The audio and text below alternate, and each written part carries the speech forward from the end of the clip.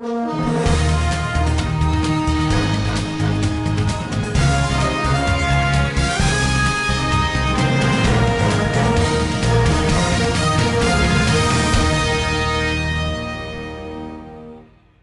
2 jours d'intenses réflexions, de communication thématique, de panels d'échange et de travaux en commission, le séminaire des forces vives du Boyko s'est achevé ce samedi 25 juillet 2026 sur une note d'espoir et d'engagement collectif. Ce séminaire est un cadre d'écoute, de dialogue, de réflexion et de proposition.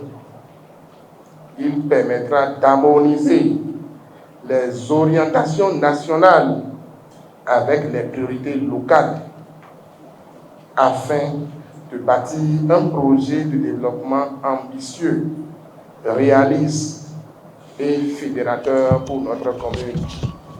L'avenir de Boyko nous appartient. Ensemble, unis pour une même vision et une même volonté d'agir, faisons de notre ville une référence nationale en matière de gouvernance locale et un véritable pôle de développement digne de son histoire. Durant toute la rencontre, les participants, répartis en 5 commissions, selon leur domaine de compétences, ont analysé les principaux enjeux de développement de la commune et formulé des propositions concrètes en vue de relever les défis auxquels Boyko est confronté. Il y a plusieurs délégués, près de 200 délégués, répartis en 5 commissions. Et ces 5 commissions, on travaille d'arrache-pied en 2 jours.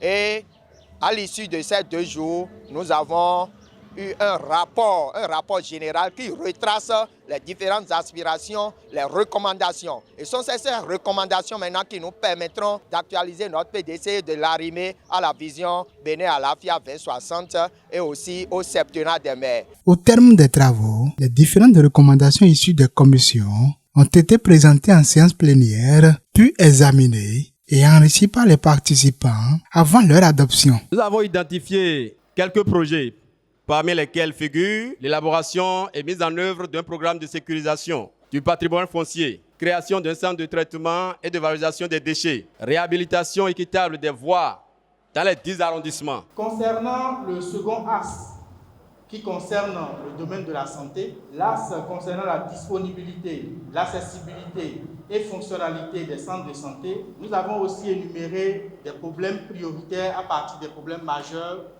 qui ont été identifiés. Nous avons en premier lieu insuffisance d'infrastructures sanitaires ou infrastructures sanitaires dégradées ou non conformes aux normes. Et pour pallier à cela, nous proposons des aménagements et des constructions d'infrastructures sanitaires répondant aux normes.